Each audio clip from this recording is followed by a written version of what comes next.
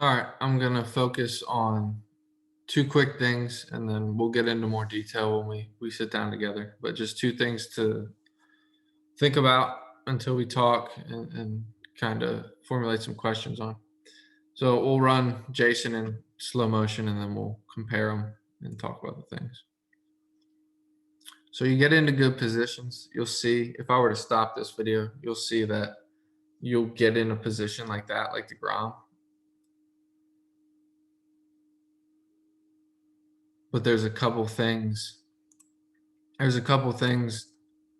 throughout that sequence from position to position that knock you off balance and sequence that are limiting your velocity. All right. So the two things initially are, we call them a hip hinge and then internal rotation of the back leg. All right. So internal rotation of the back leg, if you look at the Grom, look how his shoelaces are pointed down. His knee is pointed down, and then his thigh as well is pointed down. Okay, it'd be impossible to not be with the shoes in the knee. All right, but I'll show you more of that whenever you get to that point on this on your delivery. So this is something that you can just kind of feel and work on while you're throwing and thinking about. All right, the hip hinge is something you gotta learn to, you gotta do exercises and all that other stuff to feel it, because it's a explosive movement and a tension felt movement. So right whenever your back leg activates, all right, from top of leg lift to activation is, you're basically just your back leg is a post. All right. It's balancing you, it's carrying you forward down the mound. All right, but it's not really activated yet. It's not pushing and putting force on the ground. So when we get to that point, we want to see how we activate it and how we put force on the ground. So there's the first instance of your back leg activating. Your knees getting into extension. So it's flexed and then it's opening up. So bent, open up more, open up even more. And you can see how your knee's starting to turn down, but watch this next frame. All right, your foot just pushes forward to the catcher. And then in this next frame, there's no downturn. There's no snap of a downturn in the leg,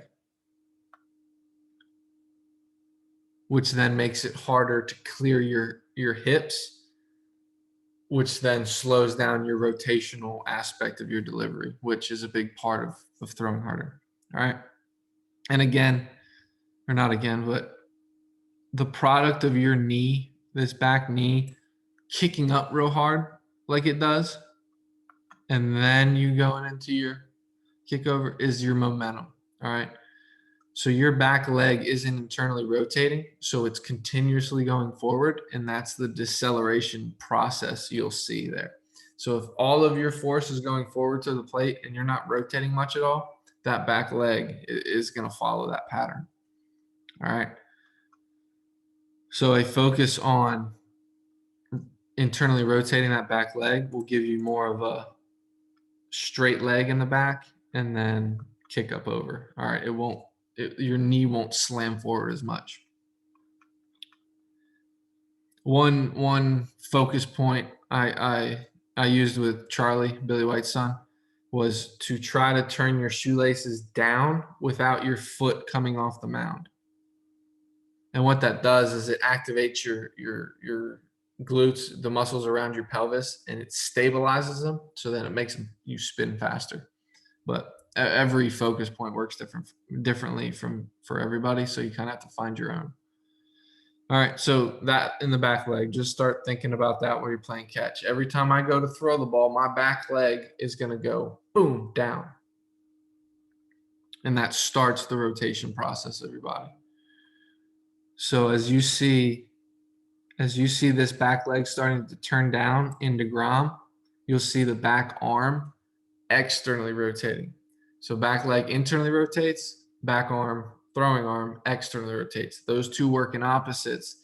And because they're happening quickly, that's building momentum in the arms, and the back. It's taking energy from the back leg and transferring up into the arm, and that's why those two things happen at the same time.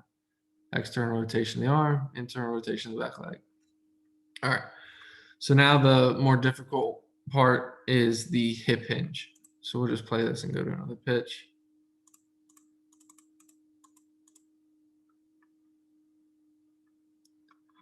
And we'll go to DeGrom back here.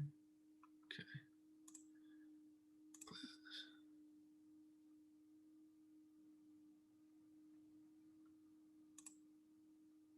All right, top of knee lift. All right, and knee lift is all comfortable, whatever you want to do. But coming out of knee lift into the hinge is where everything starts. If you don't have a hinge, your timing is most likely going to be messed up because it's hard to hold your pelvis closed, which then leaks your shoulder open, and then the whole sequence just gets out of whack. So this is where it all starts. So with a hinge, you're marking, I'll mark it on the ground so we understand, and then I'll go back to Jason. So I'm marking the back hip, all right, the right side of the pelvis.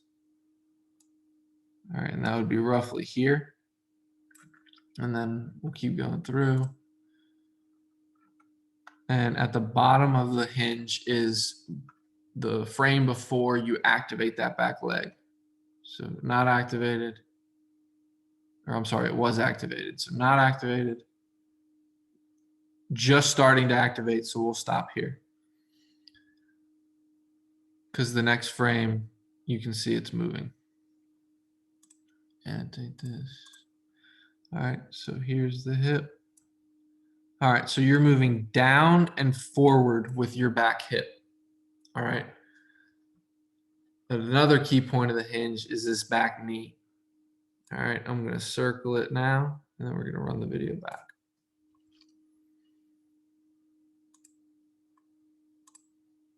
All right, so as the back hip is going along this line, this knee needs to stay in a relative position. Otherwise, there's no tension being built throughout the leg and the hip. If you have no anchor point, there's nowhere to stretch the rubber band around. So as we go back, we'll get up here. All right. So as he's right here, let me draw a better circle with the, draw a good circle. All right, so as he's coming down this line, his knee is in that circle. It's still in that circle. It's still in the circle. It's still in the circle. He's still touching the circle. He just left, and now he's out. All right. So it's not perfectly in the same spot, but it's very close. All right. And what that basically does is gives you a point of stability to be able to pick up momentum and energy going forward. If that knee moves, your base is unstable and you can't accelerate. All right. Imagine if you're trying to accelerate in a car and instead of it being road, it was carpet. So every time the wheels spun, it shot the carpet back. All right. There's no base, so there's no ability to accelerate because everything under you is moving. So we'll go in it with Jason.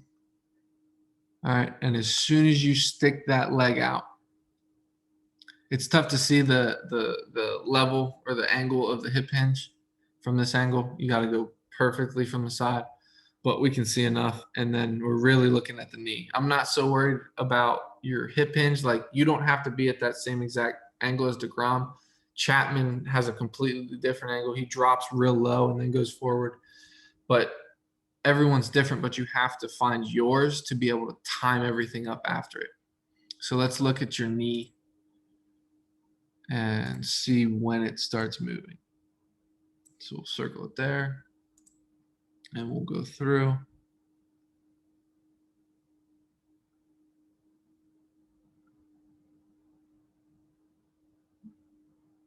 Okay, and we'll go the whole way back. to leg lift.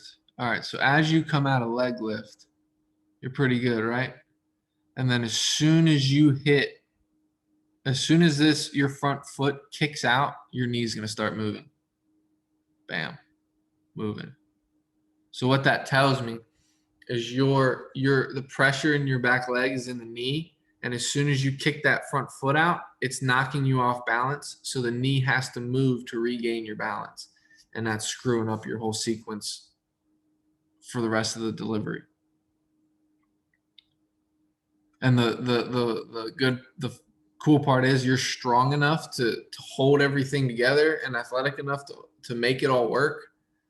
But then when you start getting this stuff down and figuring this stuff out, the ball is going to come out hot. So what the I'll call it a lack of a hip hinge or a lack of a stable knee causes. All right.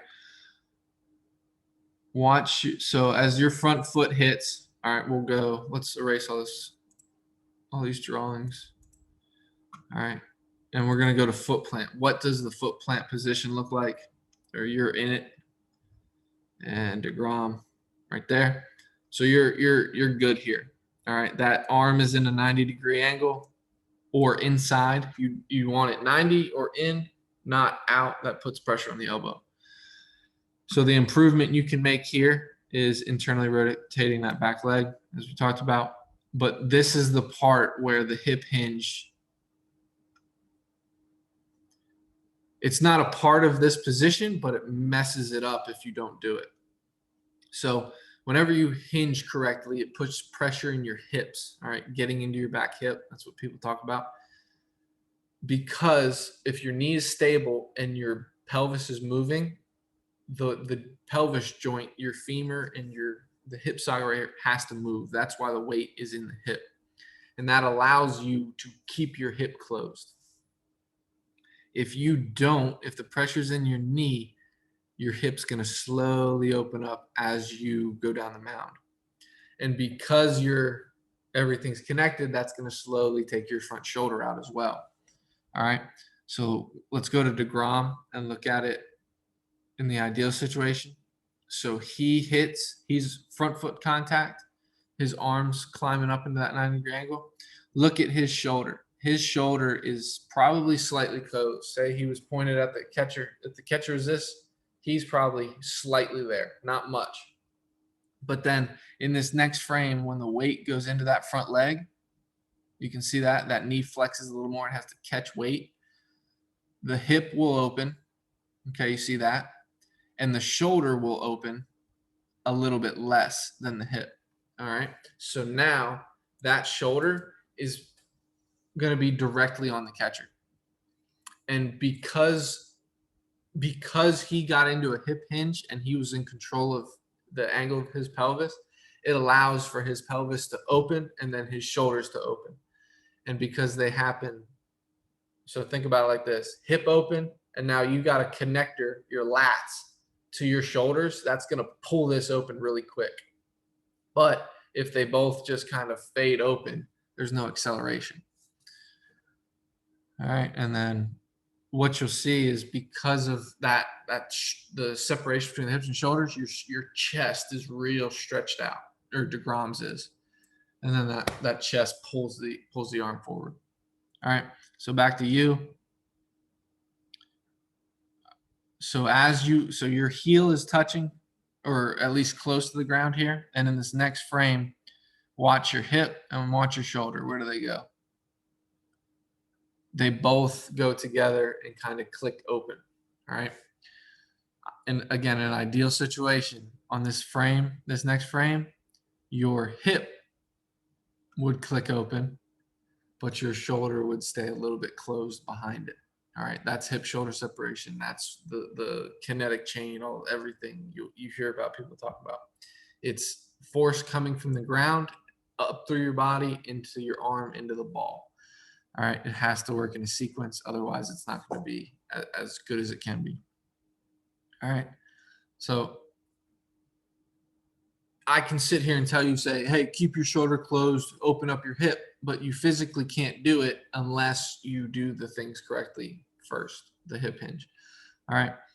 Like I could just say, do it, do it, do it. But there's so many different things that go into it. There's a process of learning how to hip hinge through exercises, med ball, sprints, jumps, all this stuff.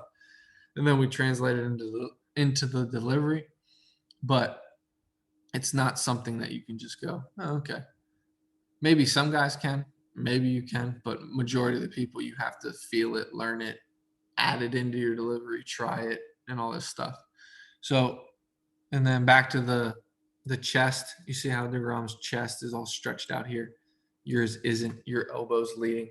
Again, that stems from a lack of hip shoulder separation, which stems from a lack of hinge allowing you to be in your hips, whatever they say.